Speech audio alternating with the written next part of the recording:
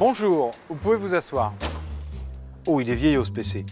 Être communiste français aujourd'hui, c'est chercher un peu son or. Il y a des années, c'était simple. Le nord était à l'est, vers Moscou. C'était l'ère glaciaire ou encore la guerre froide. Et les communistes historiques, ceux qui chauffaient leurs espoirs à la lueur du marxisme, ont failli terminer au musée des idées mortes. Pendant des années, ils ont prêché dans le désert. À force, ils étaient de moins en moins nombreux à être élus. Ils se sont ressaisis.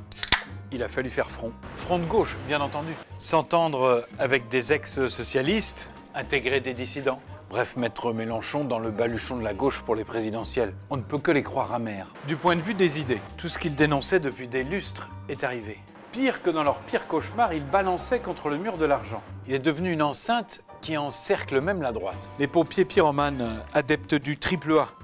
Les actionnaires argentiers anonymes prennent les commandes. Le détournement de fonds est même devenu idéologique. Voilà que Nicolas Legrand critique même les financiers. Et Marine Le Pen leur pique non seulement des électeurs ouvriers, mais aussi des thèmes de campagne, comme la souveraineté nationale. Quant à la solidarité nécessaire, elle est tellement partagée à gauche comme à droite que c'est plus une marque maison. Bref, le libéralisme n'est plus devenu une idéologie à combattre, c'est devenu une évidence quasi universelle. Du genre, la Terre tourne sur elle-même et elle est libérale. Alors, la révolution, oui, mais dans ce sens-là, être communiste, aujourd'hui, c'est la lutte contre les contrefaçons, les chinoises et les autres, parfois odieuses. Alors un conseil en passant pour se faire entendre, aiguiser la faucille et refondre le marteau. Faut frapper fort. Point final. Au fond, je vais garder le modèle à col Mao.